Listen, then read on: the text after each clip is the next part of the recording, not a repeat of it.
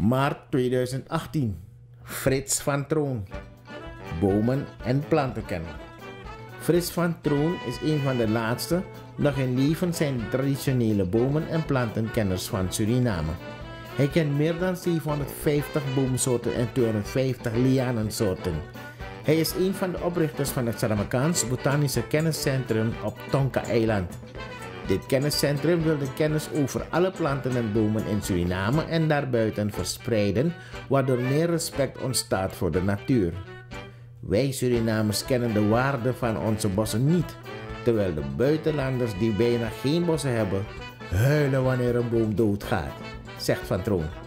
In 2011 schreef hij samen met Chantal van den Berg in opdracht van WWF Guyanas het boek Bomen van Tonka-eiland, gids voor het natuurleerpad. Hij heeft plannen voor het opzetten van een kenniscentrum in de kuststreek van Suriname, waarin traditionele natuurgenezers van alle bevolkingsgroepen in Suriname vertegenwoordigd zullen zijn.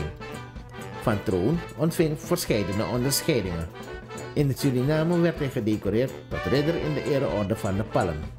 In Nederland ontving hij van Prins Bernhard een onderscheiding in de orde van de Gouden Ark. Hij kreeg ook de Gazomatoja Award. Frits van Troon.